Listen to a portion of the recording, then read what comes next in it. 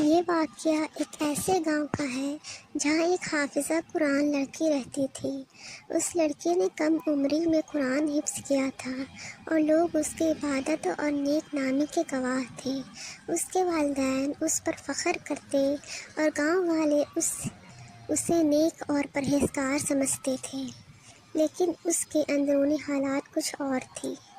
لڑکی نے بظاہر قرآن یاد کر رکھا تھا، لیکن اس کی زندگی کے اعمال قرآن کے تعلیمات کے خلاف تھے۔ وہ دوسروں کے ساتھ بدتمیزی سے پیش آتی تھی اور اپنے والدین کی عزت نہیں کرتی تھی۔ اس کی زبان میں سختی اور دل میں حسد تھا۔ وہ غیبت کرتی اور دوسروں کی برائی کرنے میں وقت گزارتی۔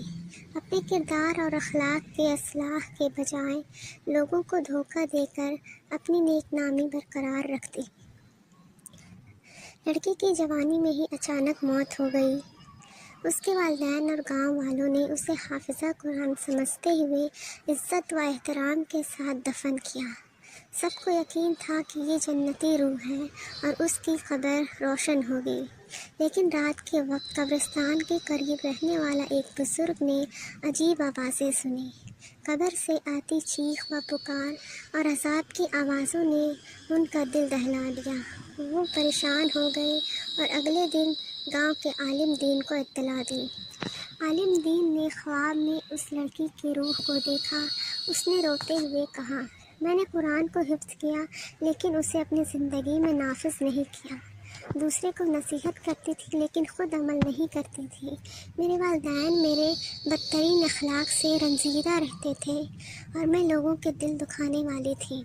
اللہ نے مجھے حافظہ ہونے کے باوجود سخت عذاب میں مبتلا کیا ہے، کیونکہ میرا عمل اور کردار قرآن کے تعلیمات کے خلاف تھا۔ یہ واقعہ گاؤں والوں کے لیے ایک بہت بڑا سبق بن گیا۔ سب کو سمجھ آ گئی کہ صرف قرآن کو یاد کر لینا کافی نہیں، بلکہ اس کے مطابق زندگی گزارنا بھی ضروری ہے۔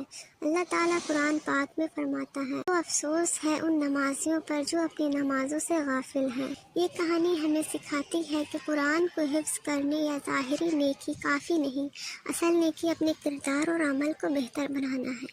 اگر علم اور عبادت کے ساتھ اخلاق نہ ہو تو وہ اللہ کے نزدیک بے معنی ہو جاتی ہے۔